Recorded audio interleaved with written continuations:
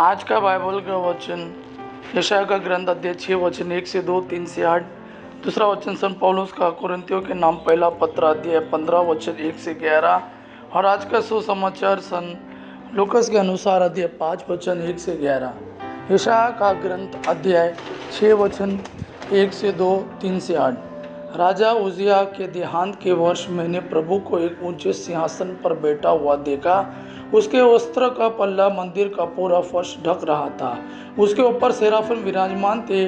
उनके 6 पंख थे, 2 चेहरा ढकने, 2 पैर ढकने और 2 उड़ने के लिए। और वे एक दूसरे को पुकार पुकार कर यह कहते थे, पवित्र पवित्र पवित्र है विश्वमंडल का प्रभु, उसकी महिमा समस्त पृथ्वी में व्याप्त है।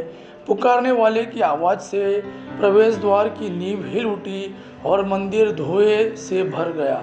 मैंने कहा, हाय हाय, मैं नष्ट हुआ, क्योंकि मैं तो अशुद्ध होठों वाला मनुष्य हूँ और अशुद्ध होठों वाले मनुष्यों के बीच रहता हूँ। और मैंने विश्वमंडल के प्रभु राजा अधिराज को अपनी आंखों से देखा।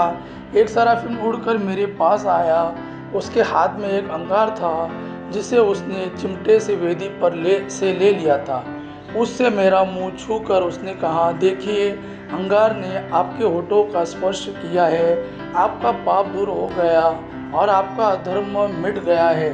तब मुझे प्रभु की वाणी यह कहती हुई सुनाई पड़ी, मैं किसे भेजूँ? हमारा संदेश वहाँ कौन होगा? और मैंने उत्तर दिया, मैं प्रस्तुत हूँ, मुझको भेज। और दूसरा वचन संत पौलुस का कुरिन्थियों के नाम पहला पत्र अध्याय 15 वचन 1 से 11। भाइयों, मैं आप लोगों को उस सुसमाचार का स्मरण दिलाना चाहता हूँ, जिसका प्रचार मैंने आपके बीच किया, जिसे आपने ग्रहण किया, जिसमें आप दृढ़ बने हुए हैं। और यदि आप उसे उसी रूप में बनाए रखेंगे जिस रूप में मैंने उसे आपको सुनाया, तो उसके द्वारा आपको मुक्ति मिलेगी, नहीं तो आपका विश्वास व्यर्थ होगा। मैंने आप लोगों को मुख्य रूप से वही शिक्षा सुनाई जो मुझे मिली थी, और वह इस प्रकार है, मसीह हमारे पापों के प्रायश्चित के लिए मरे, जैसा कि धर्म ग्रंथ में लिखा है। वह कब्र में रखे गए और तीसरे दिन जी उठे, जैसा कि धर्म ग्रंथ में लिखा है। वह कैफस को और बाद में 12 में दिखाई दिए।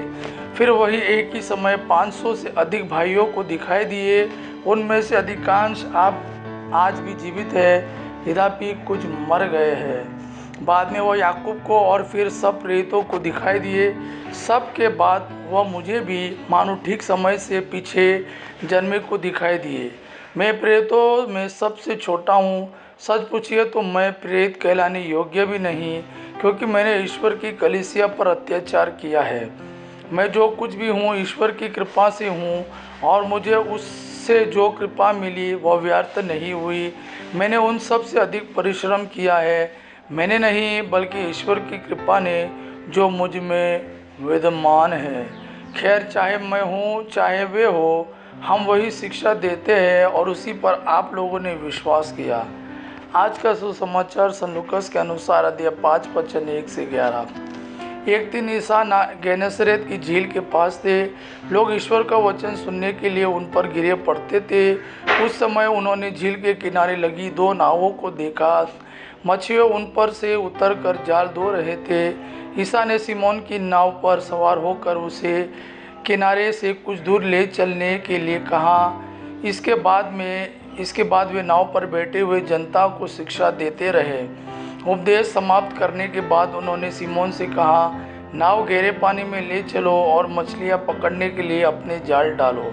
सिमोन ने उत्तर दिया, गुरुवार रात भर मेहनत करने पर भी हम कुछ नहीं पकड़ सके, परंतु आपके कहने पर मैं जाल डालूंगा। ऐसा करने पर बहुत अधिक मछलियां फंस गई और उनका जाल फटने को हो गया। उन्होंने दूसरी नाव के अपने साथियों को इशारा किया कि आकर हमारी मदद करें। वे आए और उन्होंने दोनों नावों को मछलियों से इतना भर लिया कि नावें डूबने को हो गई।